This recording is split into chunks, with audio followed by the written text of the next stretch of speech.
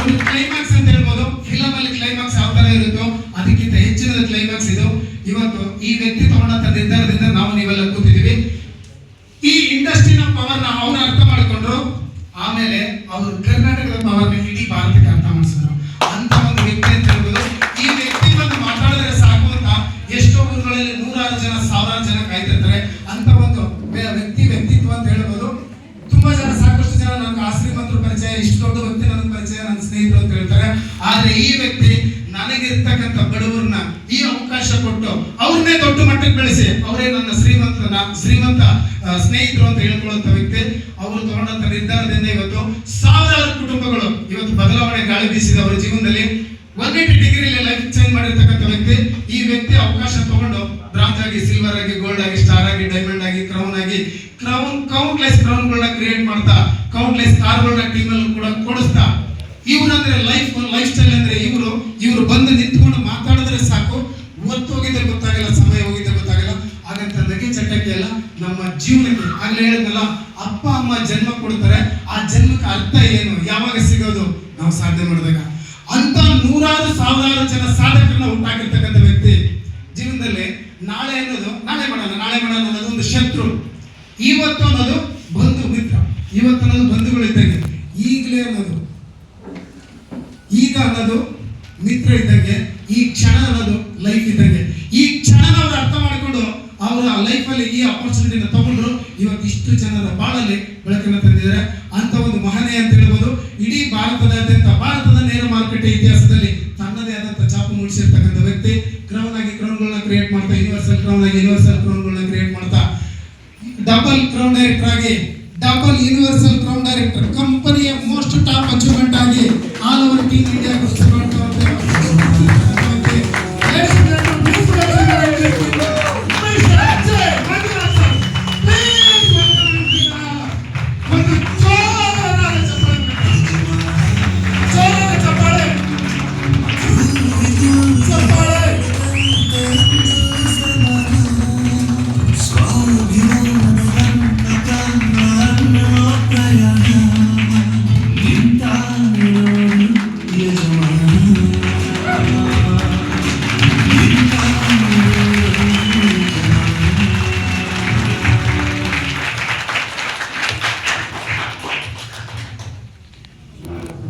ನಮಸ್ಕಾರ ಎಲ್ಲರಿಗೂ. Once again good morning. ಎಲ್ಲರಿಗೂ ಕೂಡ ಬಿಲೇಟೆಡ್ ರಕ್ಷಾಬಂಧನದ ಶುಭಾಶಯಗಳು. ಅಂಡ್ ಅದರ ಜೊತೆಗೆ ವರಮಹಾಲಕ್ಷ್ಮಿಯನ್ನ ಎಷ್ಟು ಜನ ಬಹಳ ಖುಷಿಯಾಗಿ ಸೆಲೆಬ್ರೇಟ್ ಮಾಡಿದ್ರೆ, ತುಂಬಾ ಚೆನ್ನಾಗಿ ಸೆಲೆಬ್ರೇಟ್ ಮಾಡಿದ್ರ. ಹಿಂದೂ ಧರ್ಮದ ಪ್ರಕಾರ ಕೆಲವೊಬ್ಬರಿಗೆ ಸಂಕಟದ ದಿನಗಳು ಯಾವಾಗಿಂದ ಶುರುವಾಗುತ್ತೆ? ಹೆಣ್ಮಕ್ಳಿಗೆಲ್ಲ, ಆ ಹೆಣ್ಮಕ್ಳನ್ನ ಮೇಂಟೈನ್ ಮಾಡೋ ಹಿರಿಯರಿಗೆ, ಮನೆಯ ಮುಖ್ಯಸ್ಥರಿಗೆ. ಯಾಕೆ ಹೇಳಿ, ಹಬ್ಬ ಶುರುವಾದ್ರೆ, ವರಮಹಾಲಕ್ಷ್ಮಿಯಿಂದ ಶುರುವಾದ್ರೆ ಮತ್ತೆ ಗೌರಿ ಗಣೇಶ ಹಬ್ಬ ಬರುತ್ತೆ, ಆಮೇಲೆ ದಸರಾ ಬರುತ್ತೆ, ಜೊತೆಲಿ ಮಿಡ್ಲಲ್ಲಿ ಮಾರಂಗ ಹಬ್ಬ ಬರುತ್ತೆ, ದಸರಾ ಬರುತ್ತೆ, ದೀಪಾವಳಿ ಬರುತ್ತೆ, ಸಂಕ್ರಾಂತಿ ಬರುತ್ತೆ, ಯುಗಾದಿ ಬರುತ್ತೆ. ಹಿಂಗೆ ಹಬ್ಬಗಳು ಬರ್ತಾ ಬರ್ತಾ ಬರ್ತಾ ಬರ್ತಾ ಬರ್ತಾ ಶುರುವಾಗ್ತಾ ಇರುತ್ತೆ. ಆದ್ರೆ ಎಲ್ಲೋ ಒಂದ್ ಕಡೆ ಸಿಕ್ಕಾಪಟ್ಟೆ ಚಾಲೆಂಜಸ್ ಬರ್ತಾ ಇರುತ್ತೆ. ತುಂಬಾ ಚಾಲೆಂಜಸ್ ಬರುತ್ತೆ. ಯಾಕೆ ಹಬ್ಬ ಬರುತ್ತೆ ಅಂತ ಹೇಳಿ ಮನೆಯ ಮುಖ್ಯಸ್ಥರಿಗೆ ಸ್ವಲ್ಪ ತಲೆ ಕೆಡುತ್ತೆ. Right R wrong? ಯಾಕೆ ಹೇಳಿ ನೋಡಿ, ಮೊನ್ನೆ ಒಂದು ತಿಂಗಳಿಂದ ಯಾವಾಗ ಫೀಲ್ಡ್ ವರ್ಕ್ ಮುಗಿಸ್ಕೊಂಡು ಬೆಂಗಳೂರಿಗೆ ಬರ್ತೀವೋ ಆಗ ಈ ಚಿಕ್ಕಪೇಟೆ ಅಯ್ಯಂಗಾರ್ ರೋಡ್ಗೆ ನಾನು ಒಬ್ಬರನ್ನ ಕರ್ಕೊಂಡು ಹೋಗ್ಬೇಕಾಯ್ತು. ಅಲ್ಲ, ನಾನು ಕರ್ಕೊಂಡು ಹೋಗಿಲ್ಲ, ಅವ್ರು ನನ್ನನ್ನು ಕರ್ಕೊಂಡು ಹೋಗಿತ್ತು. ಆಯ್ತಾ? ಎಷ್ಟು ಕೋಟಿ ವ್ಯವಹಾರ ನಡೆದಿತ್ತು ಗೊತ್ತಿಲ್ಲ. ಆದ್ರೆ 100% ಸಮ್ ಕ್ರೋರ್ಸ್ ಬಿಸ್ನೆಸ್ ಆಗಿದೆ. ಯಾಕೆ ಅಂದ್ರೆ ಓನ್ಲಿ ಒನ್ ಥಿಂಗ್, ವರಮಹಾಲಕ್ಷ್ಮಿ ಹಬ್ಬಕ್ಕೋಸ್ಕರ ಹೆಣ್ಮಕ್ಳು ಎಷ್ಟು ಪ್ರಿಪರೇಷನ್ ಅಲ್ಲಿ ಇದ್ರು ಅಂದ್ರೆ ಆ ಚಿಕ್ಕಪೇಟೆ ಅಯ್ಯಂಗಾರ್ ರೋಡು ತುಂಬಾ ಜಾಮ್ ಆಗಿತ್ತು. ಬೆಂಗಳೂರಿನ ಪರಿಸ್ಥಿತಿ ಹೆಂಗಿದೆ ಅಂದ್ರೆ, ಇನ್ನ ಕರ್ನಾಟಕದಾದ್ಯಂತ ನೆನೆಸ್ಕೊಂಡ್ರೆ ಈ ಹಬ್ಬಕ್ಕೋಸ್ಕರ ಸಪ್ಲೈಯರ್ಸ್ ತುಂಬಾ ಚೆನ್ನಾಗಿ ಯಶಸ್ಸನ್ನು ಪಡ್ಕೊಂಡ್ರು. ಎಲ್ಲವನ್ನು ಭಕ್ತಿಯಿಂದ ಬೇಡ್ಕೊಳ್ತೀವಿ. ಈಗ ಲಕ್ಷ್ಮೀ ತಾಯಿ ಒಲಿಬೇಕು ಅಂತ ಹೇಳಿದ್ರೆ, ಲಕ್ಷ್ಮೀ ತಾಯಿಗಿನ ಮುಂಚೆ ಒಬ್ಬರು ಒಲಿಸ್ಕೊಳ್ಬೇಕು. ಅವ್ರು ಯಾರು? ಯಾರು? ಸರಸ್ವತಿ ತಾಯಿಯನ್ನು ಒಲಿಸ್ಕೋಬೇಕು. ಯಾಕಂದ್ರೆ ಸರಸ್ವತಿ ತಾಯಿಯನ್ನು ಯಾರು ಉಳಿಸ್ಕೊಡ್ತಾರೆ ಆಗ ಲಕ್ಷ್ಮೀ ತಾಯಿಯನ್ನ ಟ್ರಾನ್ಸ್ಫರ್ ಮಾಡಿ ಕಳಿಸ್ತಾರೆ. ಮೀನ್ಸ್ ಓದಕ್ ಹೋದ್ರೆ ಸರಸ್ವತಿ ತಾಯಿ ಉಳಿತಾರೆ, ಸಂಪಾದನೆ ಮಾಡಕ್ ಹೋದ್ರೆ ಲಕ್ಷ್ಮೀ ತಾಯಿ ಉಳಿತಾರೆ. ಆದ್ರೆ ಇಬ್ಬರನ್ನು ಒಂದೇ ಕಡೆ ಒಲಿಸ್ಕೊಡುವಂತ ಅವಕಾಶನೇ ನಮ್ಮ ವೆಸ್ಟೀಜ್ನ ಅವಕಾಶ.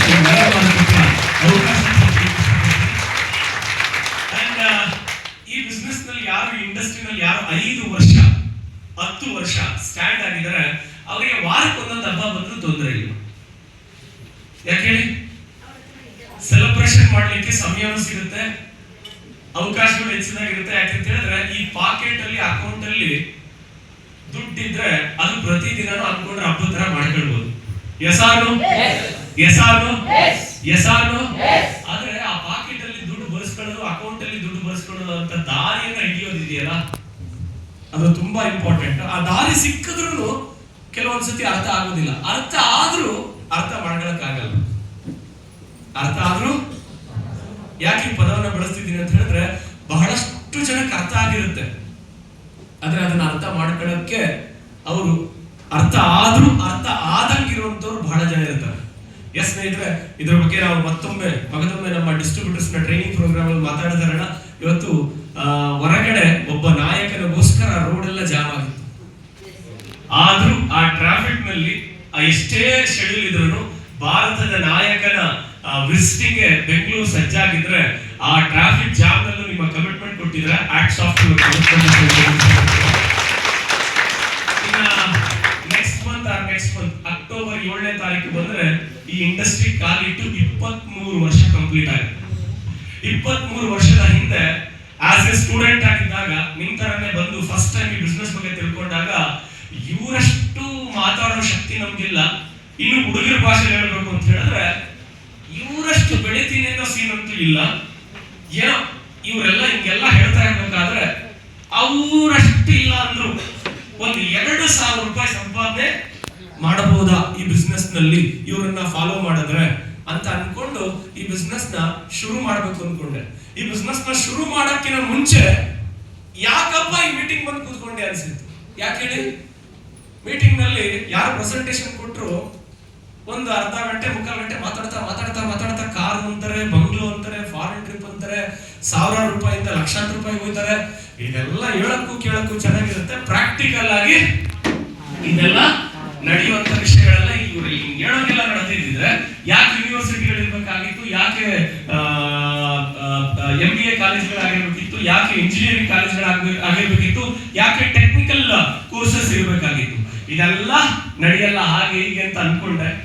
ಆದ್ರೆ ಏನ್ ಮಾಡೋದು, ಅದಾದ್ಮೇಲೆ ಅಲ್ಲಿ ಯಾರು MC ಇದ್ರು ಅವ್ರು ಮತ್ತೆ ಸ್ಟೇಜ್ ಬಂದು ಮೈಕ್ ಹಿಡ್ಕೊಂಡು ಇಷ್ಟೊತ್ತವರೆಗೂ ನೀವು ಕೇಳಿದ್ದು ಟ್ರಯಲ್, ಇನ್ಮೇಲೆ ಸ್ಟಾರ್ಟ್ ಆಗುತ್ತೆ ರಿಯಲ್ ಅಂದ್ಬಿಟ್ಟು ಆ ಟ್ರಯಲ್ ಕೇಳಿನೇ ತಲೆ ಕೆಟ್ಟಿತ್ತು. ಇವರು ಕಂಬಿಲ್ದೇನೆ ರೈಲ್ ಹತ್ತಿಸ್ತಾವ್ರೆ, ನಮ್ಮಂತ ನೀನ್ ಸೆಟ್ ಆಗಲ್ಲ ಅಂತ ಹೇಳಿ ಎತ್ತೋಗೋಣ ಅಂದ್ರೆ ಮುಂದೆ ಬರೀ ಕೂತಿದ್ದೀನಿ. ಎದ್ರೆ ಹಿಂದೆ ಏನ್ ಮಾಡ್ತಾರೆ, ಎಲ್ಲ ಕೂತ್ಕೊಳ್ಳಿ ಅಂತ ಹೇಳ್ತಾರೆ ಅಂತ ಹೇಳಿ ಮುಂದೆ ಬಂದು ಸಿಕ್ಕಾಕೊಂಡಿದ್ದಾಯ್ತು. ಇನ್ನು ಮೀಟಿಂಗ್ ಕಂಪ್ಲೀಟ್ ಮಾಡೋ ತನಕ ಎದ್ದೋಗೋ ಚಾನ್ಸ್ ಇಲ್ಲ ಅಂತ ಹೇಳಿ ನಾನು ಕರ್ಕೊಂಡ್ ಬಂದು ನೀವು ನೋಡ್ತೀನಿ. ಅಲ್ಲಿ ಒಂದು ಚಿಕ್ಕ ಮೀಟಿಂಗ್ ಆಗಿದ್ದರಿಂದ ಯಾರೆಲ್ಲ ಡಿಸ್ಟ್ರಿಬ್ಯೂಟರ್ಸ್ ಇದ್ದೀರಾ ಹಿಂದೆ ಹೋಗಿ ನಿಂತ್ಕೊಳ್ಳಿ, ಯಾರು ಹೊಸರು ಬಂದಿದ್ದೀರಾ ಅವ್ರು ಮುಂದೆ ಕೂತ್ಕೊಳ್ಳಿ ಅಂದಾಗ ನಾನು ಕರ್ಕೊಂಡ್ ಬಂದು ಹಿಂದೆ ಹೋಗಿ ನಿಂತ್ಕೊಂಡ್ಬಿಟ್ಟಿದ್ದೆ. ಅವ್ರ ಪಕ್ಕದಲ್ಲಿ ಹಿಂದೆ ಅಂತೇಳಿ ಬೈಕೊಂಡು ಕೂತಿದ್ದೆ. ಅಲ್ಲಿ ಸ್ಟೇಜ್ ಅಲ್ಲಿ ಯಾರು ಬಂದಿದ್ರು ಅವರು ಇಷ್ಟೊತ್ತವರೆಗೂ ಈ ಬಿಸ್ನೆಸ್ ನ ಟ್ರಯಲ್ ರಿಯಲ್ ಅಂದ್ರೆ ಅರ್ಥ ಏನು ಅಂದ್ರೆ ಈ ಬಿಸ್ನೆಸ್ ನ ಮಾಡ್ಯೂಲ್ ಅನ್ನು ನೀವು ತಿಳ್ಕೊಂಡ್ರಿ. ಈಗ ಸ್ಟಾರ್ಟ್ ಆಗುತ್ತೆ ರಿಯಲ್ ಟೈಮ್. 6 ತಿಂಗಳು ವರ್ಷ 2 ವರ್ಷದ ಹಿಂದೆ ನಿಮ್ ಹಾಗೆ ಬಂದು ಈ ಬಿಸ್ನೆಸ್ ನ ತಿಳ್ಕೊಂಡು ಈ ಬಿಸ್ನೆಸ್ ನ ಸ್ಟಾರ್ಟ್ ಮಾಡಿ ಹಂತವಾಗಿ ಬೆಳೀತಾ ಇರೋರ್ನ ಅವರ ಮಾತುಗಳನ್ನ ಅವ್ರನ್ನ ನೋಡೋ ಸಮಯ, ಅವ್ರ ಮಾತುಗಳನ್ನ ಕೇಳೋ ಸಮಯ ಅಂತ ಹೇಳಿ 5% ಅವರ ಚಪ್ಪಾಳೆ ಹೊಡಿಸಿದ್ರು, 8% ವೆಲ್ಕಮ್ ಆನ್ ಟು ಸ್ಟೇಜ್ ಅಂದ್ರು. ಆತರ ಒಬ್ಬ ಗುಡು ಗುಡು ಗುಡು ಗುಡು ಗುಡು ಅಂತ ಸ್ಟೇಜ್ ಬಂದ. ಅವ್ರು ಯಾರು ಅಂದ್ರೆ ಚಡ್ಡಿ ದೋಸ್ತ ಅಂತ ಹೇಳಿದ್ರು. 4ನೇ ಕ್ಲಾಸಿಂದ ಒಂದೇ ಏರಿಯಾದಲ್ಲಿ ಆಡಿ ಬೆಳೆದವರು. ಅವ್ನು ಬಂದು ಸ್ಟೇಜ್ ನಿಂತ್ಕೊತಾನೆ, ಅವ್ನು ನನ್ನನ್ನು ನೋಡ್ತಾನೆ, ನೀನೇನು ಇಲ್ಲಿ ಅಂತ, ನಾನು ಅವನನ್ನು ನೋಡ್ತೀನಿ, ನೀನೇನು ಇಲ್ಲಿ ಅಂತ. ಇಬ್ರು ಫ್ರೆಂಡ್ಸನ್ನೇ ಮಾಡ್ಕೊಳ್ತಾ ಇದ್ದೀವಿ. ಅವ್ನು ನನ್ನನ್ನು ನೋಡಿ ಶಾಕು, ನಾನು ಅವನನ್ನು ನೋಡಿ ಶಾಕು. ಅದಾದ್ಮೇಲೆ ಒಬ್ಬೊಬ್ಬರೇ ಮಾತಾಡ್ತಾ ಬಂದ್ರು. ಅವನು ಸರ್ದಿ ಬಂತು. ಸ್ನೇಹಿತರು, ನನ್ನ ಹೆಸರು XYZ, ಪಾಪ ಅವನ ಹೆಸರು ಹಾಕಿ ತಗೊಳ್ಳೋಣ, ನನ್ನ ಹೆಸರು ಅಂತ ಮಾತಾಡ್ತಾ ಆಸ್ ಎ ಸ್ಟೂಡೆಂಟ್ ಆಗಿ ನಾನೀಗ ಫಸ್ಟ್ ಇಯರ್ ಡಿಗ್ರಿ ಸ್ಟಡಿ ಮಾಡ್ತಾ ಇದ್ದೀನಿ. ಈ ಬಿಸ್ನೆಸ್ ನ ಯಾಕೆ ತಗೊಂಡೆ ಅಂತ ಹೇಳಿದ್ರೆ ಅಲ್ಲಿ ಬೇರೆಯವ್ರ ತರ ಲೈಫ್ ಟೈಮ್ ಕೆಲಸ ಮಾಡ್ಲಿಕ್ಕೆ ನನಗೆ ಇಷ್ಟ ಇಲ್ಲ. 5 ವರ್ಷ ಕೆಲಸ ಮಾಡಿ ಇನ್ನು ಲೈಫ್ ಟೈಮ್ ಪ್ಯಾಸಿವ್ ಇನ್ಕಮ್ ತಗೊಳ್ಬೇಕು, ಅದಕ್ಕೋಸ್ಕರ ಈ ಬಿಸ್ನೆಸ್ ನ ಸ್ಟಾರ್ಟ್ ಮಾಡಿದ್ದೀನಿ. ಅಷ್ಟು ತಲೆ ಮೇಲೆ ಹೊಡೆದಂಗೆ ಹೇಳ್ದ, ನಾನು 5 ವರ್ಷ ಕೆಲಸ ಮಾಡಿ ಲೈಫ್ ಟೈಮ್ ಪ್ಯಾಸಿವ್ ಇನ್ಕಮ್ ತಗೋಬೇಕು ಅಂತ. ಅಷ್ಟು ಕೇಳಿ ಸುಮ್ಮನೆ ಅದ್ನ ಇಲ್ಲ. ಇನ್ನು 6 ತಿಂಗಳಷ್ಟಲ್ಲಿ ನಾನು ಈ ಬಿಸ್ನೆಸ್ ಮುಖಾಂತರ ಸಿಲ್ವರ್ ಡೈರೆಕ್ಟರ್ ಟೈಟಲ್ ನ ರೀಚ್ ಮಾಡ್ತೀನಿ. ಇನ್ನು 6 ತಿಂಗಳಷ್ಟಲ್ಲಿ ಸಿಲ್ವರ್ ಆಗಿ ಈ ಬಿಸ್ನೆಸ್ ಮುಖಾಂತರ ಪಲ್ಸರ್ ಗಾಡಿ ತಗೋತೀನಿ ಅಂತ ಹೇಳಿ ತಲೆ ಮೇಲೆ ಹೊಡೆದಂಗೆ ಹೇಳ್ದ. ಪಲ್ಸರ್ ಅಂದ್ರೆ ಆಗ ನಮಗೆ ಬಹಳ ಕನಸಿನ ವೆಹಿಕಲ್. 2003 ಕಥೆ ಹೇಳ್ತಾ ಇದ್ದೀನಿ ಸ್ನೇಹಿತರೆ. 2003 ಪಲ್ಸರ್ ತಗೊಂಡ್ರೆ ಇವತ್ತು ಕಾರ್ ತಗೊಳ್ಳೋ ಸಮ. ಅವ್ನು ಹೇಳಿದ ರೀತಿ ಹೆಂಗಿತ್ತು ಅಂದ್ರೆ ಅವ್ನು ತಗೊಳ್ತಾನೆ ಬಿಡ್ತಾನೆ ಸೆಕೆಂಡ್ರಿ, ಆದ್ರೆ ತಗೊಂಡೇ ಬಿಡ್ತಾರೆ ಅನ್ನೋ ನಂಬಿಕೆ ಮುಖಾಂತರ ಹೇಳ್ದ. ಅಲ್ಲಿ ತನಕ ಎದ್ದೋಗ್ಬೇಕು ಅಂತ ಯಾಕಣ ಬಂದು ಕೂತ್ಕೊಂಡ ಅಂತ ಯೋಚನೆ ಮಾಡ್ತಿದ್ದೆ ನಾನು. ಅವ್ರ ಬಗ್ಗೆ ನನಗೆ ಬಹಳ ಚೆನ್ನಾಗಿ ಗೊತ್ತಿತ್ತು. ಇವನೇ ಇಲ್ಲಿ ಇಷ್ಟು ಕಾನ್ಫಿಡೆಂಟ್ ಆಗಿ ಹೇಳ್ತಾವನೆ ಅಂದ್ರೆ ಇಲ್ಲಿ ಏನೋ ಇದೆ ಅನ್ನೋ ಒಂದು ವಿಚಾರ ಅರ್ಥ ಆಗ್ತಿದ್ದಂಗೆ ಸರಿ, ಅಲ್ಲಿಂದ ಇಂಟ್ರೆಸ್ಟ್ ಇಲ್ಲದೆ ಇರೋನು ಅಲ್ಲಿಂದ ಇಂಟ್ರೆಸ್ಟ್ ತಗೊಂಡು ಒಬ್ಬೊಬ್ರು ಮಾತು ಕೇಳಕ್ ಶುರು ಮಾಡಿದೆ. ತರಕಾರಿ ಮಾರೋರು ಬಂದ್ರು, ಹಾಲು ಮಾರೋರು ಬಂದ್ರು, ಇಸ್ರೋದಲ್ಲಿ ಸೈಂಟಿಸ್ಟ್ ಇಸ್ರೋದಲ್ಲಿ ಸೈಂಟಿಸ್ಟ್ ಆಗಿದ್ದವರು ಕೂಡ ಬಂದು ಮಾತಾಡಿದ್ರು. ನಾನು ಇಸ್ರೋದಲ್ಲಿ ಸೈಂಟಿಸ್ಟ್ ಆಗಿದ್ದೇನೆ, ನಮ್ಮ ಬಿಸ್ನೆಸ್ ಗೆ ಪಾರ್ಟ್ ಟೈಮ್ ಅಲ್ಲಿ ಸಪೋರ್ಟ್ ಮಾಡ್ತಿದ್ದಾನೆ. ಅವರು ಕೂಡ ಲೆಕ್ಚರರ್ ಆಗಿ ಬಿಸ್ನೆಸ್ ನ ಸ್ಟಾರ್ಟ್ ಮಾಡಿದ್ರು. ಅವರ ಜಾಬ್ ಅನ್ನ ರಿಸೈನ್ ಮಾಡಿ ಬಿಸ್ನೆಸ್ ಅನ್ನ ಈಗ ಫುಲ್ ಟೈಮ್ ಮಾಡ್ತಿದ್ದಾರೆ ಅಂತ ಹೇಳಿದ್ರು. ಅದಾದ್ಮೇಲೆ ಇನ್ನೊಬ್ರು ಬಂದ್ರು, HAL ನಲ್ಲಿ aeronautical engineer by position is HOD ಅಂತ ಹೇಳಿದ್ರು. ಅಂತ ಒಂದು ಜಾಬ್ ಅಲ್ಲಿ ಇದ್ದುಕೊಂಡು ಸೆಂಟ್ರಲ್ ಗವರ್ಮೆಂಟ್ ಜಾಬ್ ನ ರಿಸೈನ್ ಮಾಡಿ ಈಗ ಈ ಬಿಸ್ನೆಸ್ ಅನ್ನ ಫುಲ್ ಟೈಮ್ ಮಾಡ್ತಿದ್ದೀನಿ ಅಂದ್ರು. ಆಗ ನನಗೆ ಅರ್ಥ ಆಯ್ತು, ಈ ಬಿಸ್ನೆಸ್ ನಲ್ಲಿ ಗೆಲ್ಲಬೇಕು ಅಂದ್ರೆ ಯಾವ ಡಿಗ್ರಿ ಯಾವ ಬುಗ್ರಿ ಅವಶ್ಯಕತೆ ಇಲ್ಲ, ಗೆಲ್ಲಬೇಕು ಅನ್ನೋ ಮನಸ್ಥಿತಿ ಇದ್ರೆ ಸಾಕು. ಈ ಬಿಸ್ನೆಸ್ ನಲ್ಲಿ ಯಾರು ಬೇಕಾದ್ರೂ ಡೆವಲಪ್ ಆಗ್ಬೋದು. ದೊಡ್ಡ ಸಂಕಲ್ಪ ಮಾಡಿ ಎಸ್ ಒಂದು ಏನೋ ಒಂದು ಉತ್ಸಾಹ. ಯಾಕಂದ್ರೆ ಲಕ್ಷ್ಮೀ ದೇವಿನ ಪೂಜೆ ಮಾಡಾದ್ಮೇಲೆ ಲಕ್ಷ್ಮೀ ದೇವಿ ಒಲಿಬೇಕಾದ್ರೆ ಅವ್ರು ಕಣ್ಣು ಮುಚ್ಚಿಕೊಂಡಿರುತ್ತೆ. ಹಂಗೆ ವರಮಹಾಲಕ್ಷ್ಮಿ ಹಬ್ಬದ ಸಂದರ್ಭದಲ್ಲಿ ಯಾರು ಈ ಬಿಸ್ನೆಸ್ ಅನ್ನ ನೋಡ್ತಿದ್ರಿ, ಅವತ್ ನನ್ನ ಲೈಫ್ ಅಲ್ಲಿ ಲಕ್ಷ್ಮೀ ದೇವಿ ಒಲಿಯುವಂತ ರೂಟ್ ಅನ್ನ ಆ ಸರಸ್ವತಿ ದೇವಿ ತೋರಿಸ್ಕೊಟ್ರು. ಎಸ್, ಅವತ್ತು ಈ ಅವಕಾಶನ ಕರೆಕ್ಟ್ ಆಗಿ ಅರ್ಥ ಮಾಡ್ಕೊಂಡೆ, ಈ ಬಿಸ್ನೆಸ್ ಅನ್ನ ಸ್ಟಾರ್ಟ್ ಮಾಡಿದೆ. ಸ್ಟಾರ್ಟ್ ಮಾಡ್ಬೇಕಾದ್ರೆ ಅಪ್ಪ ಬೇಡ ಅಂದ್ರು. ಯಾಕೆ ಎಸ್ ಅಂತಾರೆ, ಈ ಇಂಡಸ್ಟ್ರಿ ಬಗ್ಗೆ ಯಾರಾದ್ರೂ ಹೊರಗಡೆ ಯಾವ್ದಾದ್ರು ಯೂನಿವರ್ಸಿಟಿ ನಾಲೆಡ್ಜ್ ಕೊಟ್ಟಿದ್ಯಾ, ಈ ಇಂಡಸ್ಟ್ರಿ ಹೆಂಗಿರುತ್ತೆ, ಈ ಇಂಡಸ್ಟ್ರಿ ಬಗ್ಗೆ ಡೀಟೇಲ್ಸ್ ಕೊಟ್ಟಿದ್ಯಾ? ಕೊಟ್ಟಿರ್ಲಿಲ್ಲ. ನಾನು 2 ಅವರ್ ಎಲ್ಲಿ ಮೀಟಿಂಗ್ ಅಟೆಂಡ್ ಮಾಡಿ ಮನೆಗೆ ಹೋಗಿ 3 ನಿಮಿಷದಲ್ಲಿ ಹೇಳ್ಬಿಟ್ಟೆ, ಅಪ್ಪ ಇವತ್ತು ಒಂದು ಮೀಟಿಂಗ್ ಹೋಗಿದ್ದೆ, ಸಾಕಾಗಿತ್ತು, ಸೂಪರ್ ಆಗಿತ್ತು, ಹಾಲು ಮಾರೋರು ತರಕಾರಿ ಆಗ ಅಪ್ಪ ಯಾವ ಅಂತೇಳಿ ನಾವು ಅಪ್ಪ ಸಿಕ್ಕಾಬಿಟ್ಟೆ ಬೈದು. ಯಾಕೋ ಶಕುನರೇ ಸರಿ ಇಲ್ಲ. ಈ ಸ್ಟೋರಿ ಜಾಸ್ತಿ ಹೇಳಿದ್ರೆ ತುಂಬಾ ದೊಡ್ಡ ಸ್ಟೋರಿ ಇದೆ, ಯಾಕಂದ್ರೆ ಅದು 23 ವರ್ಷದ ಹಿಂದಿನ ಸ್ಟೋರಿ ಇದೆ. ಆಯ್ತಾ, ಇನ್ನ ಸರಿ ಅಂತೇಳಿ ಶಕುನರ ಸರಿ ಇಲ್ಲ ಅನ್ಕೊಂಡು ರಾತ್ರಿ ಊಟ ಮಾಡಿ ಮಲಗ್ತೀನಿ. ನಿದ್ದೆ ಬರೋ ಬೊಕ್ಕ ಬೇಡವ, ಈಗ ಮಲಗಿದ್ರು ನಿದ್ದೆ ಬರ್ತಾ ಇಲ್ಲ, ಈಗ ಮಲಗಿದ್ರು ನಿದ್ದೆ ಬರ್ತಿಲ್ಲ. ಅವರು ಅಷ್ಟೆಲ್ಲ ದುಡ್ಡು ಹೆಂಗ್ ಬರ್ತದೆ? ಅವ್ರು ಹೇಳಿಲ್ವಾ, retailer, wholesaler, distributor, Shriram stock ಇಷ್ಟು ಅಡ್ವರ್ಟೈಸ್ಮೆಂಟ್, ಇವ್ರಿಗೆಲ್ಲ ಹೋಗೋ ದುಡ್ಡನ್ನ ಇಲ್ಲಿ ಬಿಲ್ ಡಿಸ್ಟ್ರಿಬ್ಯೂಟ್ ಮಾಡ್ತಾರ. ಕರೆಕ್ಟ್. ನನಗೆ ಕ್ವಶನ್ ಬರ್ತಾ ಇದೆ, ನನಗೆ ಆನ್ಸರ್ ಬರ್ತಾ ಇದೆ. 12 ಆಯ್ತು, 1 ಆಯ್ತು, 2 ಆಯ್ತು, 3 ಆಯ್ತು, 4 ಆಯ್ತು. ಅವತ್ತೇ ಅರ್ಥ ಆಗಿದ್ದು, APJ ಅಬ್ದುಲ್ ಕಲಾಂ ಅವರು ಸುಮ್ಮನೆ ಹಿಂಗ್ ಮಾತಾಡಲಿಲ್ಲ. ಯಾವ ಕನಸು ನಿದ್ದೆಯಲ್ಲಿ ಬರುತ್ತೋ ಅದು ಕನಸಲ್ಲ, ಯಾವ ಕನಸು ನಿದ್ದೆಯನ್ನ ಕೆಡಿಸುತ್ತೋ ಅದೇ ನಿಜವಾದ ಕನಸು. ರಾತ್ರಿ ಎಲ್ಲ ಒತ್ತಾಡ ನಿದ್ದೆ ಮಾಡಿ ಬೆಳಗಿನ ಜಾವ 4 ಗಂಟೆಗೆ 3:30 4 ಗಂಟೆಗೆ ನಿದ್ದೆ ಮಾಡಿದ್ದೀನಿ. And next day business start ಮಾಡ್ಲೇಬೇಕು ಅನ್ಕೊಳ್ಬೇಕಾದ್ರೆ ಅದೇ ಏರಿಯಾದಲ್ಲಿ ಇನ್ನ ಕೆಲವರು ಇರ್ತಾರಲ್ಲ, ಇವ್ರ ಮಾತು ಕೇಳಿದ್ರೆ ಒಂದು ರೆಡ್ ಅವ್ರ ಮಾತು ಕೇಳಿದ್ರೆ ನಿಮ್ಮ ಅಪ್ಪ ಒಂದ್ ಸಣ್ಣದಾಗ ಒಂದು ಫ್ಯಾಕ್ಟ್ರಿ ಇಟ್ಟವ್ರೆ, ಆ ಫ್ಯಾಕ್ಟ್ರಿಗೆ ಬಂದ ಸಂಜೆ ಆದ್ರೆ ಈವ್ನಿಂಗ್ ಕಾಲೇಜ್ ಹೋಗ್ತಾ ಇದ್ದ. ಇದೇ ಬೆಂಗಳೂರಿನ south and circle RGA evening ಕಾಲೇಜಲ್ಲಿ ಡಿಗ್ರಿ ಸ್ಟಡಿ ಮಾಡ್ತಾ ಇರ್ಬೇಕಾದ್ರೆ ಈ ಆಪರ್ಚುನಿಟಿಯನ್ನ ಕೈಗೆತ್ಕೊಂಡೆ. ಸಂಜೆ ಆದ್ರೆ ಕಾಲೇಜ್ ಹೋಗ್ತೀಯಾ, ಈ ತರ ಬೆಳಿಗ್ಗೆ 6-6:30 ಹೊರಟ್ರೆ ರಾತ್ರಿ 10 ಗಂಟೆವರೆಗೂ ತಲೆ ಕೆರ್ಕೊಳ್ಳೋಕೆ ನಿಮ್ಗೆ ಟೈಮ್ ಇಲ್ಲ. ಇದನ್ನೆಲ್ಲ ಬಿಟ್ಬಿಟ್ಟು ಇನ್ನೇನೋ ಮಾಡಕ್ ಹೋಗ್ಬೇಡ, ಅಚ್ಚುಕಟ್ಟಾಗಿ ಕಾಲೇಜು, ಫ್ಯಾಕ್ಟ್ರಿ, ಮನೆ ಹಿಂಗಿರು ಅಂತ ಹೇಳಿದ್ರು. ಆದ್ರೆ ಇಲ್ಲಿ ನೋಡಿದವ್ರು ಮಾತಾಡಿದವ್ರ ಮಾತುಗಳು ಸರಿಯಾಗಿ ಕೂತ್ಕೊಂಡ್ಬಿಟ್ಟಿತ್ತು. ಆ ಕೊನೆ ಒಂದು ಕನ್ಫ್ಯೂಷನ್. ನನ್ನ ಕೆಲವೊಬ್ರು ಹೇಳೋ ಫ್ರೆಂಡ್ಸ್ ಮಾತು ಕೇಳದ, ಇಲ್ಲಿ ಗೆದ್ದಿರೋರ್ ಮಾತು ಕೇಳದ ಅನ್ನೋ ಒಂದು ಕನ್ಫ್ಯೂಷನ್. ಆ ಕನ್ಫ್ಯೂಷನ್ ಒಂದು ಕ್ಲಾರಿಟಿ ಸಿಕ್ತು. ಫೇಲ್ ಆಗಿರೋರು ಹೋಗಿ ಪಾಸ್ ಆಗೋದು ಹೆಂಗೆ ಅಂತ ಕೇಳಿದ್ರೆ ಯಾವ ಫೇಲ್? 10th ಫೇಲ್ ಆಗಿರೋ ಬಗ್ಗೆ ಹೇಳ್ತಾ ಇದ್ದೀನಿ. 2003 ಆದ್ರೆ ಆ ಪೀರಿಯಡ್ ಅಲ್ಲಿ 1995 90s 80s ನಲ್ಲೆಲ್ಲ ಅಲ್ಲಿಂದ ಹಿಡ್ಕೊಂಡು ಬಂದು 10th ಪಾಸ್ ಆಗೋದು ಅಂದ್ರೆ ದೊಡ್ಡ ಸಾಧನೆಯ ಕೆಲಸ. ನಮ್ಮ ಪೀರಿಯಡ್ ನಲ್ಲಿ ಫಸ್ಟ್ ಕ್ಲಾಸ್ ಬಂದ್ರೆ ಅದು ಸಾಧನೆಯ ಕೆಲಸ. ಆಗ 10th ಫೇಲ್ ಆದವ್ರು ಹೋಗಿ ಫೇಲ್ ಆದ ಹತ್ರ ಹೋಗಿ ನಾನು ಪಾಸ್ ಆಗೋದು ಹೆಂಗೆ ಅಂದ್ರೆ ಏನ್ ಹೇಳ್ತಾರೆ, 7 ಅಟೆಂಪ್ಟ್ ಕಟ್ಟಿದ್ರೆ ಪಾಸೇ ಆಗಲಿ ಅಂತ ಹೇಳ್ತಾರೆ. ಅದೇ ಡೈವರ್ಸ್ ಆಗಿರೋ ಹತ್ರ ಹೋಗ್ಬಿಟ್ಟು ಮದುವೆ ಮಾಡ್ಕೊಳ್ಳ ಅಂತ ಕೇಳಿದ್ರೆ ಅವ್ರು ಮದುವೆ ಆಗೋ ಹುಡುಗ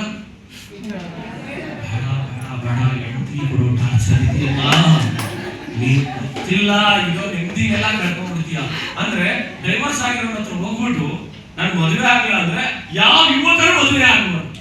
ಎಸ್ ಆರ್ನು ಅದೇ ರೀತಿ ಜೀವನದಲ್ಲಿ ಗೆದ್ದಿರೋರ್ ಮಾತು ಕೇಳು, ಜೀವನದಲ್ಲಿ ಪಾಸ್ ಆಗಬೇಕು ಅಂದ್ರೆ ಪಾಸ್ ಆಗಿರೋರ್ ಮಾತು ಕೇಳು, ನೀನು ಪಾಸ್ ಆಗೋ ಚಾನ್ಸಸ್ ಇದೆ. ಅದೇ ತರ ಮದುವೆ ಆಗಿ ಚೆನ್ನಾಗಿ ಸಂಸಾರ ಮಾಡ್ತಿರೋರ ಹತ್ರ ಅಡ್ವೈಸ್ ಕೇಳಿದ್ರೆ ನಿನಗೂ ಅಡ್ವೈಸ್ ಸಿಗುತ್ತೆ. ಇಷ್ಟೇ ಲೈಫು. ಇಲ್ಲಿ ಗೆದ್ದಿರೋರ್ನ ನೋಡಿದ್ರೆ, ಗೆದ್ದಿರೋರ್ನ ಫಾಲೋ ಮಾಡಿದ್ರೆ ನೀನ್ ಗೆಲ್ಲೋ ಚಾನ್ಸ್ ಆದ್ರೂ ಇದೆ. ಅವ್ರ ಮಾತು ಕೇಳಿದ್ರೆ ಈಗ ಹೆಂಗಿದೆಯೋ ಹಂಗೆ ಇರುತ್ತೆ. ಅದಕ್ಕೆ ಉಪೇಂದ್ರ ಹೇಳಿದ್ದ ಡೈಲಾಗ್ ಒಂದು ಬೇರೆ ಹೇಳ್ಬಿಟ್ರು, ತಿರುಗಿ ನೋಡು ಹೋದ ದಿನ ಆ ಸತ್ಯ ನಿನಗೆ ತಿಳಿಯೋ ದಿನ, ನೀ ಕಟ್ಟುವೆ ಗಂಟು ಮೂಟೇನ ಅಂದಂಗೆ ನೀನ್ ಅವಕಾಶಗಳನ್ನ ಬಳಸ್ಕೊಳ್ಳಿಲ್ಲ ಅಂದ್ರೆ ಯಾಕೆ ಬಂದೋ ನಿನ್ಗೂ ಗೊತ್ತಿಲ್ಲ, ಯಾಕೆ ಹೋದೋ ನಿಮ್ವರೆಗೂ ಗೊತ್ತಿಲ್ಲ. ಹಂಗಿರ್ತದೆ ಲೈಫು ಅಂತ ಹೇಳಿದಾಗ ಒಂದ್ ಕಡೆ ಕೊನೆಗೆ ಒಂದು ಡಿಸೈಡ್ ಮಾಡಿದೆ. ಆ ಡಿಸೈಡ್ ಯಾಕೆ ಮಾಡಿದೆ ಅಂದ್ರೆ ಈ ಫೇಲು ಪಾಸ್ ಬಗ್ಗೆ ಎಕ್ಸಾಂಪಲ್ ಹೇಳಿದ್ದಲ್ಲ, ಸರಿ ಪಾಸ್ ಆದವ್ರ ಮಾತು ಕೇಳಿದ್ರೆ ಪಾಸ್ ಆಗೋ ಚಾನ್ಸ್ ಇರುತ್ತೆ, ಫೇಲ್ ಆದವ್ರ ಮಾತು ಕೇಳಿದ್ರೆ ಪಾಸ್ ಆಗೋ ಚಾನ್ಸೇ ಇಲ್ಲ.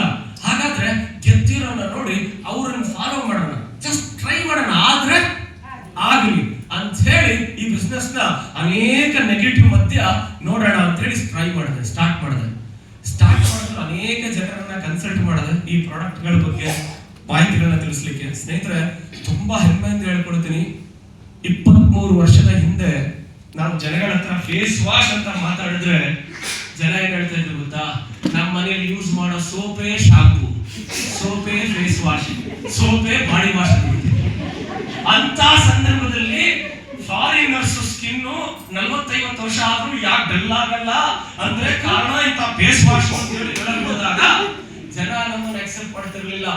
ಅಲ್ಲೆಲ್ಲ ನಾವು ಹೋಗಿ ಬೆಂಗಳೂರು ಸಿಟಿ ಬಾರ್ಡರ್ ಬಿಟ್ಟು ನಾವು ಪೇಸ್ಟ್ ಬಗ್ಗೆ ಮಾತಾಡಕ್ ಹೋದ್ರೆ ಅವರು ಕೋಲ್ಗೇಟ್ ಅಲ್ಲುಗುಡಿ ಅಂತ ತಗೊಂಡು ತೋರಿಸ್ತಾ ಇದ್ರು. ನಾವು ಇನ್ನೂ ಇಲ್ಲ ಇದೀವಿ ಸ್ವಾಮಿ. ಆಗ ಹೆಂಗಿತ್ತು ಅಂದ್ರೆ ಈ ರೀತಿ ಆಬ್ಜೆಕ್ಷನ್ ಬಂದಾಗ ಮಂಜಾ ಸಮಾಧಾನ ಅಂತೇಳಿ ನನ್ನ ಸಮಾಧಾನ ಮಾಡಿಕೊಂಡು ಮುಂದಿನ ದಿನಗಳಲ್ಲಿ ಇಂಥ ಬದಲಾವಣೆ ಬರುತ್ತೆ. ಜನನು ಫೇಸ್ ವಾಶ್ ಯೂಸ್ ಮಾಡಕ್ ಬರ್ತಾರೆ, ಜನನು ಬಾಡಿ ವಾಶ್ ಬರ್ತಾರೆ, ಜನನು ಶಾಂಪೂ ಬರ್ತಾರೆ. ಮುಂದಿನ ದಿನಗಳಲ್ಲಿ ಬೇರೆ ದೇಶದಲ್ಲಿ ಹೆಂಗೆ ಡೆವಲಪ್ಮೆಂಟ್ ಇದೆಯೋ ಅಂತ ಡೆವಲಪ್ಮೆಂಟ್ ಇಂಡಿಯಾದಲ್ಲೂ ಬರುತ್ತೆ ಅನ್ನೋ ಮುಂದಾಲೋಚನೆ ಇಟ್ಟುಕೊಂಡು ಈ ಇಂಡಸ್ಟ್ರಿನಲ್ಲಿ ಗಟ್ಟಿಯಾಗಿ ನಿಂತ್ಕೊಂಡ್ವಿ. ಆದ್ರೆ ಜನ ನನಗೆ ಒಂದು ಪಟ್ಟ ಬಿಡ್ತಾರೆ, ರಿಲೇಷನ್ ಕೆಲವರು ಮಾತಾಡ್ತಾರೆ, ಅದೃಷ್ಟ ಚೆನ್ನಾಗಿತ್ತು, ಹಣೆಬರ ಚೆನ್ನಾಗಿತ್ತು, ಹಣೆಬರ ಅದೃಷ್ಟ ಚೆನ್ನಾಗಿದ್ರಿಂದ ಹಿಂಗ್ ಯಶಸ್ಸು ಕುಲಾಯಿಸ್ತು ಅಂತ ಏನಾದ್ರೆ ಯಾರು ನಮ್ಮ ಪದ್ಮಾವತಿ ಮೇಡಮ್ ಹೇಳ್ತಾರೆ ಲಕ್ಷ್ಮೀ ಪುತ್ರರು ಅಂತ. ಹಾಗಾಗಿ ಲಕ್ಷ್ಮೀ ದೇವಿ ಒಲಿಸ್ಕೊಳ್ಬೇಕು ಅಂತ ಹೇಳಿದ್ರೆ ಪ್ರಯತ್ನ ಪಡ್ತಾ ಇರ್ಬೇಕು. ಲಕ್ಷ್ಮೀತ ಯಾರು ಒಲಿತಾರೆ ಅಂತ ಹೇಳಿದ್ರೆ ಯಾರು ರೆಗ್ಯುಲರ್ ಆಗಿ ಆಕ್ಷನ್ ಅಲ್ಲಿ ಇರ್ತಾರೋ ಅವರಿಗೆ ಆ ತಾಯಿ ಖಂಡಿತವಾಗಿ ಒಲ್ಲೆ ಒಲಿತಾರೆ. ಅದು ಯಾರಾಗಿ ನಾವು ಮಾತಾಡ್ತೀವಿ. 23 ವರ್ಷದಿಂದ ಇಂಡಸ್ಟ್ರಿನ ಸ್ಟಾರ್ಟ್ ಮಾಡಿದ್ವಿ. 2,000 ಬಂದ್ರೆ ಸಾಕು ಅನ್ಕೊಂಡು ಇಂಡಸ್ಟ್ರಿನ ಶುರು ಮಾಡಲಿ. ಆಮೇಲೆ ಟ್ರೈನಿಂಗ್ ತಗೊಳ್ತಾ ಅರ್ಥ ಆಯ್ತು ಈ ಇಂಡಸ್ಟ್ರಿ ನಲ್ಲಿ 2,000 ಎಕ್ಸ್ಪೆಕ್ಟ್ ಮಾಡ್ತಾರೆ, ನನ್ನಂತ ದಡ್ಡ ಇಲ್ಲ, ಇಲ್ಲಿ ನಾನು ಎಷ್ಟು ಪ್ರಯತ್ನ ಪಡ್ತೀನೋ ಅಷ್ಟು ಸಂಪಾದನೆ ಮಾಡಬಹುದು, ಇಲ್ಲಿ ಲಕ್ಷಗಳು ಸಂಪಾದನೆ ಮಾಡಬಹುದು, ಕೋಟಿಗಳು ಸಂಪಾದನೆ ಮಾಡಬಹುದು, ನನ್ನ ಪ್ರಯತ್ನದ ಆಧಾರದ ಮೇಲೆ ಇದು ನಿರ್ಧಾರವಾಗಿರುತ್ತೆ ಅಂತ ಹೇಳ್ತಾ ಶುರು ಮಾಡಿದ್ವಿ. 9.5 ವರ್ಷ ಒಂದು ನೇರ ಮಾರುಕಟ್ಟೆಯಲ್ಲಿ ಹಾರ್ಡೆಸ್ಟ್ ಎಫರ್ಟ್ ಹಾಕಿದ್ದಕ್ಕೆ ನನ್ನ ಕೈಗೆ ಒಂದು ಬೆಸ್ಟ್ ಕಂಪನಿ ಸಿಕ್ತು. 9.5 ವರ್ಷ ಹಾರ್ಡೆಸ್ಟ್ ಎಫರ್ಟ್ ಹಾಕಿದ್ದಕ್ಕೆ 9.5 ವರ್ಷದ ನಂತರ ಒಂದು ಬೆಸ್ಟ್ ಕಂಪನಿ ಸಿಕ್ತು. ಆ ಬೆಸ್ಟ್ ಕಂಪನಿ ಹೆಸರು Westin marketing private limited. 2012 March 7 2012 March 7ರಲ್ಲಿ ವೆಸ್ಟಿನ್ ಶುರು ಮಾಡಿದಾಗ ಈ ಪ್ರಾಡಕ್ಟ್ ಅನ್ನ ಬಳಸಿದ್ರೆ ಆರೋಗ್ಯ ಸಿಗುತ್ತೆ, ಈ ಪ್ರಾಡಕ್ಟ್ ಅನ್ನ ರೆಫರ್ ಮಾಡಿದ್ರೆ ಐಶ್ವರ್ಯ ಸಿಗುತ್ತೆ ಅಂತ ಹೇಳ್ತಾ, ಯೂಸ್ ಮಾಡಿದ್ರೆ ಹೆಲ್ತ್, ರೆಕಮೆಂಡ್ ಮಾಡಿದ್ರೆ ವೆಲ್ತ್ ಅಂತ ಹೇಳ್ತಾ ಈ ಬಿಸ್ನೆಸ್ ಅನ್ನ ಜನಗಳಿಗೆ ಅನೇಕ ಜನಗಳನ್ನ ಕಾಂಟ್ಯಾಕ್ಟ್ ಮಾಡ್ತಾ ಕರ್ನಾಟಕ, ಆಂಧ್ರ, ತೆಲಂಗಾಣ ಈ 3 ಸ್ಟೇಟ್ಗಳಲ್ಲೂ ಅತಿ ಹೆಚ್ಚು ಟ್ರಾವೆಲ್ ಮಾಡ್ತಾ ಯಾರೆಲ್ಲ ಪರಿಚಯ ಇದ್ದಾರೋ ಅವರೆಲ್ಲರಿಗೂ ಎಕ್ಸ್ಪ್ಲೇನ್ ಮಾಡ್ತಾ ಹೊರಟೆ. ಆದ್ರೆ ಏನ್ ಮಾಡೋದು ಜನ? ಎಸ್ ಅನ್ನೋರು ಜಾಸ್ತಿನ, ನೋ ಅನ್ನೋರು ಜಾಸ್ತಿನ? ನಿಮ್ಗೂ ನಮಗೂ ಗೊತ್ತಿರುವಂತ ವಿಚಾರ. ಯಾಕಂದ್ರೆ ಗ್ಯಾಸ್ ಅಂದ್ರೆ ಫಸ್ಟ್ ಆಗ್ಬಿಡುತ್ತೆ, ಹಂಗಾಗ್ಬಿಡುತ್ತೆ, ಮಕ್ಳಿರೋ ಮನೇಲಿ ಗ್ಯಾಸ್ ಯೂಸ್ ಮಾಡಬಾರ್ದು ಅಂತ ನಾವು ಚಿಕ್ಕನ್ನಲ್ಲಿ ಇಡ್ತಿದ್ವಿ. ಈಗ ಇಲ್ಲಿರೋರು ಯಾರ ಮನೇಲಿ ಗ್ಯಾಸ್ ಇಲ್ಲ? ಹೌದಾ? ಬದಲಾಗುತ್ತಿದ್ದರೆ ಬದಲಾವಣೆ ಎಂಬ ಗಾಡಿಯೇ ನಮ್ಮನ್ನು ಬದಲಾಗಿಸುತ್ತದೆ. ಹಾಗೆ ನೋಡಿ ಸ್ನೇಹಿತರೆ, 2012ರಲ್ಲಿ ಬಿಸ್ನೆಸ್ ಬಗ್ಗೆ ನಾವು ಹೇಳಿದಾಗ ನೀನೇನೋ ಇದು ಮೆಡಿಸಿನ್ ಅಲ್ಲ ಅಂತೀಯ, ನೋಡಿದ್ರೆ ಇದು ಕ್ಯಾಪ್ಸೂಲ್ ತರ ಇದೆ, ಇದನ್ನ ತಿಂದ್ರೆ ನಾವು ಹೊರಟು ಹೋದ್ರೆ ಅನ್ನೋರು.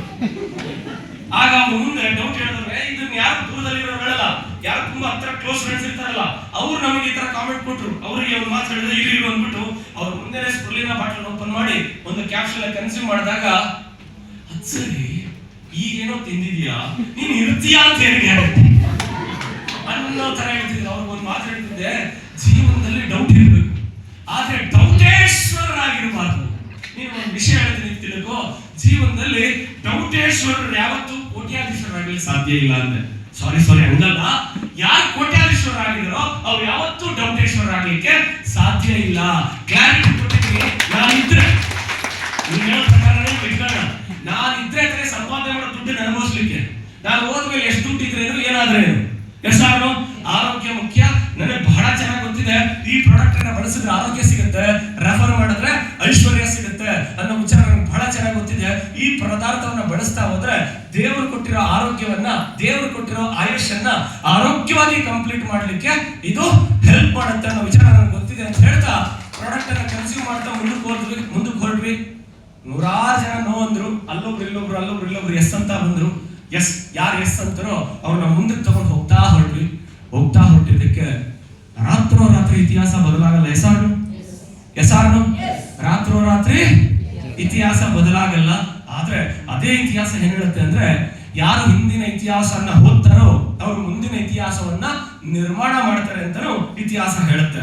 ಈ ಬಿಸ್ನೆಸ್ ನಲ್ಲಿ ಬೇರೆ ಬೇರೆ ರಾಜ್ಯಗಳಲ್ಲಿ, ಉತ್ತರ ಭಾರತ ಅಂಡ್ ಮಹಾರಾಷ್ಟ್ರದಲ್ಲಿ, ಒಡಿಸ್ಸಾದಲ್ಲಿ, ನಮ್ಮ ಪಕ್ಕದ ಸ್ಟೇಟ್ ತಮಿಳುನಾಡಿನಲ್ಲಿ ಈ ವೆಸ್ಟೇಜ್ ನಲ್ಲಿ ಎಷ್ಟು ಜನ ಗೆದ್ದಿದ್ದಾರೆ ಅನ್ನೋ ವಿಚಾರವನ್ನ ಮನದಲ್ಲಿಟ್ಕೊಂಡು ಮುಂದಿನ ದಿನಗಳಲ್ಲಿ ಕರ್ನಾಟಕದಲ್ಲೂ, ಆಂಧ್ರ, ತೆಲಂಗಾಣದಲ್ಲೂ ನಮ್ಮ ಬಿಸ್ನೆಸ್ ಹಂಗಾಗುತ್ತೆ ಅಂತ ಹೇಳಿ ಹಂಗ ಅನ್ಕೊಂಡು ಹೊರಟಿದ ಪ್ರಮೇಯ ಇವತ್ತು ಬಹಳ ಹೆಮ್ಮೆಯಿಂದ ಹೇಳ್ಕೊಳ್ತೀನಿ. ನಮ್ಮ ಟೀಮ್ ನಲ್ಲಿ ಹತ್ತತ್ರ 20 ಜನ, ಎಷ್ಟು ಜನ ಅಂದ್ರೆ ನಾವು ಸ್ವತಃ ನೋಡಿ ಜೀವನದಲ್ಲಿ ಒಂದು ಕೆಲಸ ಮಾಡಬೇಡಿ. ಆ ಕೆಲಸ ಏನಂದ್ರೆ ಬಕೆಟ್ ಹಿಡಿದು ಮೇಲ್ ಬರೋ ಕೆಲಸ ಮಾಡಬೇಡಿ. ಈ ಬಕೆಟ್ ಹಿಡಿದು ಮೇಲ್ ಬರೋ ಕೆಲಸ ಯಾವಾಗ ಇರುತ್ತೋ ಯಾವಾಗ ಹೋಗುತ್ತೋ ಗೊತ್ತಿಲ್ಲ. ಅಷ್ಟೇ ಅಂದ್ರೆ ನಾನು ಜುಟ್ಟು ಬಿಟ್ಕೊಂಡು, ಅಂದ್ರೆ ಹೆಣ್ಮಕ್ಳೆಲ್ಲ ಹೇಳ್ತಿದ್ರು, ಹೆಣ್ಮಕ್ಳನ್ನ ನಾನು ಜುಟ್ಟು ಬಿಟ್ಕೊಂಡು ಬಕೆಟ್ ಹಿಡಿದು ಮೇಲೆ ಬರ್ತೀನಿ ಅಂದ್ರು ಅದು ಶಾಶ್ವತವಾಗಿರಲ್ಲ. ಯಾಕೆ ಹೇಳಿ, ಯಾವಾಗ ಕಟ್ ಆಗುತ್ತೋ ಗೊತ್ತಿಲ್ಲ. Good morning. ನಾನು ಯಾರ ಬಗ್ಗೆನೂ ಟೀಕೆ ಮಾಡ್ತಾ ಇಲ್ಲ, ಆದ್ರೆ ಒಂದು ವಿಚಾರ ಹೇಳ್ತಾ ಇದ್ದೀನಿ, ಬಕೆಟ್ ಹಿಡ್ಕೊಂಡು ಮೇಲ್ ಬರೋದು ಸಾಧ್ಯನೇ ಇಲ್ಲ. ಹಂಗ್ ಬಂದ್ರು ಅದು ಟೆಂಪರರಿ.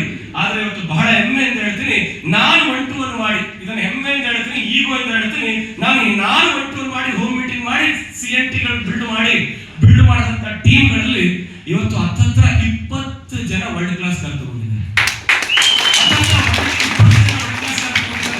ಅದರಲ್ಲಿ ಒಬ್ಬರು ಸ್ಟೋರಿ ಹೇಳಕ್ ಬಹಳ ಇಷ್ಟಪಡ್ತೀನಿ. ಇದೇ ಬೆಂಗಳೂರಿಗೆ, ಈ ಪ್ಲೇಸ್ ಹೆಸರೇನು? ಗಾಂಧಿನಗರ ಅಲ್ಲಲ್ಲ, ಈ ಪ್ಲೇಸ್ ಮೆಜೆಸ್ಟಿಕ್. ಈಗಿರೋ ಬಿಲ್ಡಿಂಗ್ ಹೆಸರೇನು? Hotel Canary. ಹೌದಾ? Canary hotel. ಇದೇ ತರ ಒಂದು ಹೋಟೆಲ್ ಅಲ್ಲಿ, ರೆಸ್ಟೋರೆಂಟ್ ಅಲ್ಲಿ ವೇಟರ್ ಆಗಿ ಕೆಲಸ ಮಾಡ್ತಿದ್ದಂತ ಒಬ್ಬ ಹುಡುಗ 2007ರಲ್ಲಿ ನಮಗೆ ಪರಿಚಯ ಆಗ್ತಾನೆ. ಶಿವಮೊಗ್ಗ ತೀರ್ಥಹಳ್ಳಿಯಿಂದ ಬೆಂಗಳೂರಿಗೆ ಬಂದು ಬದುಕನ್ನ ಕಟ್ಕೊಳ್ಳಿಕ್ಕೆ ವೈಫ್ ಒಂದು ಟೀಚರ್ ಕೆಲಸ ಮಾಡ್ತಾರೆ ಒಂದು ಪ್ರೈವೇಟ್ ಕಾನ್ವೆಂಟ್ ಅಲ್ಲಿ. ಈ ಹುಡುಗ ವೇಟರ್ ಕೆಲಸ ಮಾಡ್ತಿರ್ತಾನೆ. ಅಂತ ಸಂದರ್ಭದಲ್ಲಿ ಒಂದು ಪರಿಚಯ ಮಾಡ್ಕೊಳ್ತಾರೆ. ಒಂದು ಚಿಕ್ಕ ಬಾಡಿಗೆ ಮನೆಯಲ್ಲಿ ಜೀವನ ಮಾಡ್ತಿದ್ದಂತ ಒಬ್ಬ ವೇಟರ್ ಈ ಬಿಸ್ನೆಸ್ ಅನ್ನ ಸ್ಟಾರ್ಟ್ ಮಾಡ್ತಾನೆ. ಇವತ್ತು ಇದೇ ಬಿಸ್ನೆಸ್ ಮುಖಾಂತರ ಆ ಒಬ್ಬ ವೇಟರ್ ಇವತ್ತು ಈ ಬಿಸ್ನೆಸ್ ನಲ್ಲಿ ಡಬಲ್ ಕ್ರೌನ್ ಡೈರೆಕ್ಟರ್ ಅನ್ನೋ ಟೈಟಲ್ ನ ರೀಚ್ ಮಾಡಿದ್ದಾರೆ. RD23 college.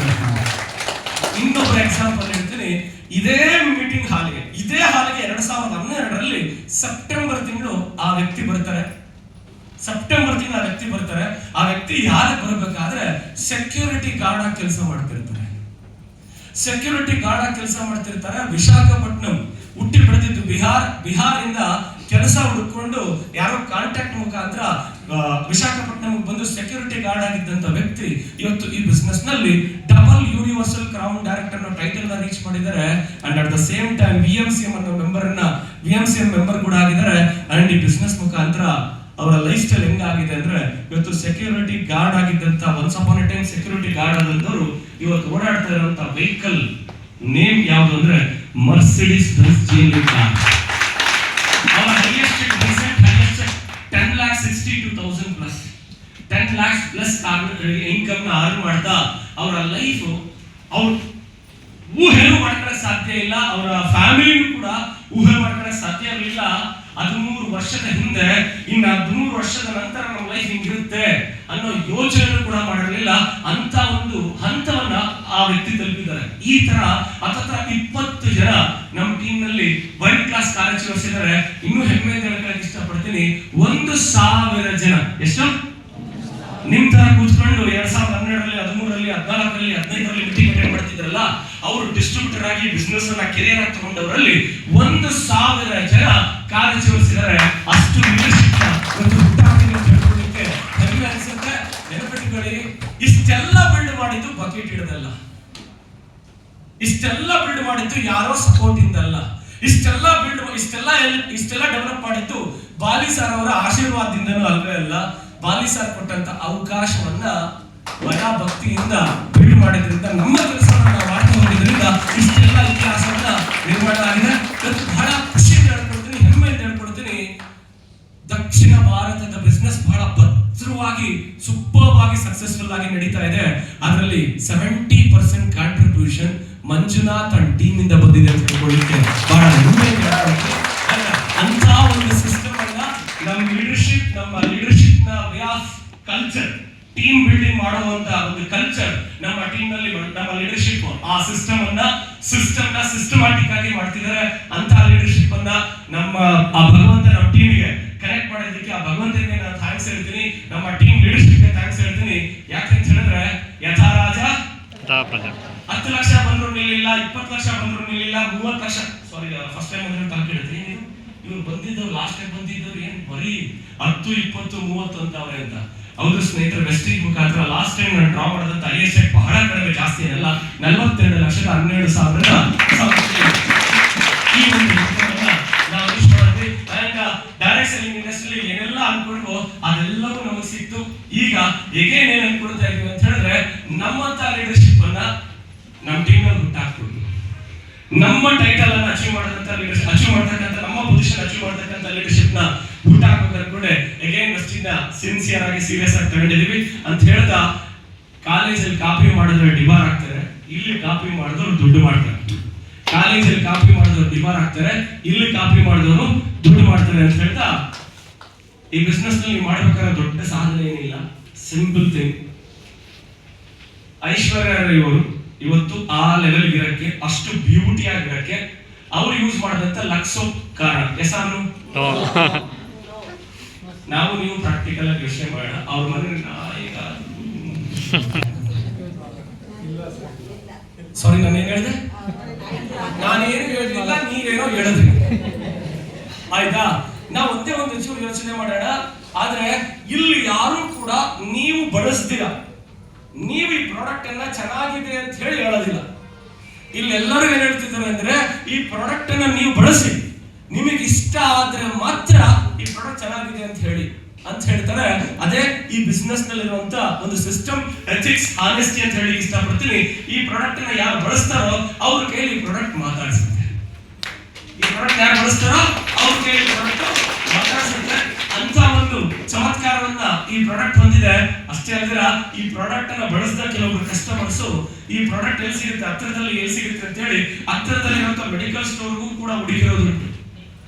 ಹತ್ತಿರದಲ್ಲಿರೋ ಮೆಡಿಕಲ್ ಸ್ಟೋರ್ಗೂ ಹೋಗಿ ಇದು ಸಿಗುತ್ತಾ ಅಂತ ಕೇಳಿರೋದುಂಟು. ಸ್ನೇಹಿತರೆ, ಇದು ಹೊರಗಡೆ ಎಲ್ಲೂ ಸಿಗಲ್ಲ, ನಮ್ಮ ಸಿಸ್ಟಮ್ ನಲ್ಲಿ ಮಾತ್ರ, ನಮ್ಮ ಡಿಸ್ಟ್ರಿಬ್ಯೂಟರ್ ಹತ್ರ ಮಾತ್ರ ಸಿಗುತ್ತೆ. ಈ ಪ್ರಾಡಕ್ಟ್ಸ್ ನ ಹಿಂದೆ ಹಣದ ರಾಶಿ ಇದೆ. ಆದ್ರೆ ಯಾರು ಇದನ್ನ 5 ವರ್ಷ ಅಂತ ಹೇಳಿ ಕೆರಿಯರ್ ಆಗಿ ತಗೊಳ್ತಾರೆ, ಅವ್ರ ಲೈಫ್ ನಲ್ಲಿ ಒಂದು ಟ್ರಾನ್ಸ್ಫಾರ್ಮೇಶನ್ ಸಿಗುತ್ತೆ ಅಂತ ಹೇಳ್ತಾ, ಆಡುಮುಟ್ಟದ ಸೊಪ್ಪಿಲ್ಲ, ರಾಜವಾಡದ ಪಾತ್ರವಿಲ್ಲ ಅಂತ ಹೇಳ್ತಾ 2012ರಲ್ಲಿ ಮುಂದಿನ ದಿನಗಳಲ್ಲಿ ವೆಸ್ಟೀಜ್ ಯಾವ ಲೆವೆಲ್ ಬೆಳೆಯುತ್ತೆ ಅಂತ ಹೇಳಿದ್ರೆ, ಕರ್ನಾಟಕದ ಪ್ರತಿಯೊಂದು ಹಳ್ಳಿಗಳಲ್ಲೂ ರೀಚ್ ಆಗುತ್ತೆ. ಅನ್ನೋ ಒಂದು ಸ್ಟೇಟ್ಮೆಂಟ್ ಹೇಳ್ತಾ ಹೊರಟ್ವಿ. ಇವತ್ತು ಬಹಳ ಖುಷಿ ಅನ್ಸುತ್ತೆ. ಎಂಟೈರ್ ಕರ್ನಾಟಕ, ಆಂಧ್ರ, ತೆಲಂಗಾಣ ಪ್ರತಿಯೊಂದು ಹಳ್ಳಿಗೂ ರೀಚ್ ಆಗೋ ಲೆವೆಲ್ಗೆ ಇವತ್ತು ಈ ಸಿಸ್ಟಮ್ ಬೆಳೆದಿದೆ ಅಂತ ಹೇಳ್ತಾ ನನ್ನ ಮಾತುಗಳನ್ನ ಮುಗಿಸ್ತಾ, ಈ ಬಿಸ್ನೆಸ್ ಅಲ್ಲಿ ನಿಮ್ಗೆ ಯಾರು ಕೂಡ ಬ್ಯಾಕ್ ಗ್ರೌಂಡ್ ಕೇಳೋದಿಲ್ಲ. ಈ ಬಿಸ್ನೆಸ್ ಅಲ್ಲಿ ಗೆಲ್ಬೇಕು ಅಂದ್ರೆ ಯಾರು ಬ್ಯಾಕ್ ಗ್ರೌಂಡ್ ಕೇಳೋದಿಲ್ಲ. ನಿಮ್ ತಂದೆ, ನಿಮ್ ಫ್ಯಾಮಿಲಿ ಏನ್ ಬ್ಯಾಕ್ ಗ್ರೌಂಡ್, ಯಾವ ಸಪೋರ್ಟ್ ಅಂತ ಕೇಳಲ್ಲ. ಇಲ್ಲಿ ನಿಮ್ಗೆ ಒಂದೇ ಒಂದು ಬ್ಯಾಕ್ ಗ್ರೌಂಡ್ ಇರಬೇಕು. ಆ ಬ್ಯಾಕ್ ಗ್ರೌಂಡ್ ಯಾವ್ದು ಗೊತ್ತಾ?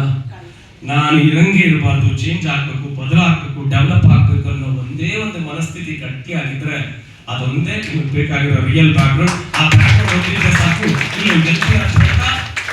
Of course thanks to direct selling industry. ಈ ಇಂಡಸ್ಟ್ರಿ ನಮ್ಮನ್ನ ಮಿಲೇನಿಯರ್ ಇಂದ ಬಿಲಿಯನಿಯರ್ ಕಡೆಗೆ ಕರ್ಕೊಂಡು ಹೋಗ್ತಾ ಇದೆ. ಅಂತ ಇಂಡಸ್ಟ್ರಿಗೆ ನಾನು ಥ್ಯಾಂಕ್ಸ್ ಹೇಳ್ತೀನಿ. And at the same time ಇವತ್ತು ನಾವು ಒಬ್ಬರೇ ಅಲ್ಲ, ನಮ್ಮ ಟೀಮ್ ನಲ್ಲಿ ಇವತ್ತು ಮಿಲೇನಿಯರ್ಸ್ ಇದ್ದಾರೆ ಅಂತ ಹೇಳ್ಕೊಳ್ಳಿಕ್ಕೆ ಬಹಳ ಹೆಮ್ಮೆ ಅನ್ಸುತ್ತೆ. ಆದ್ರೆ ಇದುವರೆಗೂ ಮಾಡಿರೋದೇನು ದೊಡ್ಡ ವಿಚಾರ ಅಲ್ಲ, ಆದ್ರೆ ಇನ್ಮೇಲೆ ಮಾಡ್ತೀವಲ್ಲ ಅದು ಇನ್ನೂ ದೊಡ್ಡ ಇತಿಹಾಸ. ಈಗೇನ್ 1000 ಜನ ಇದ್ದಾರೆ, ಅದನ್ನ ಇನ್ನಷ್ಟು 10,000 ಜನ ಮಿಲೇನಿಯರ್ಸ್ ಅನ್ನ, 10,000 ಜನ ಲಕ್ಷಾಧಿಪತಿಗಳನ್ನ ನಮ್ಮ ಟೀಮ್ ನಲ್ಲಿ ಕ್ರಿಯೇಟ್ ಮಾಡೋಣ ಅಂತ ಹೇಳ್ತಾ ನನ್ನ ಮಾತು ಮುಗಿಸ್ತೀನಿ. Thank you.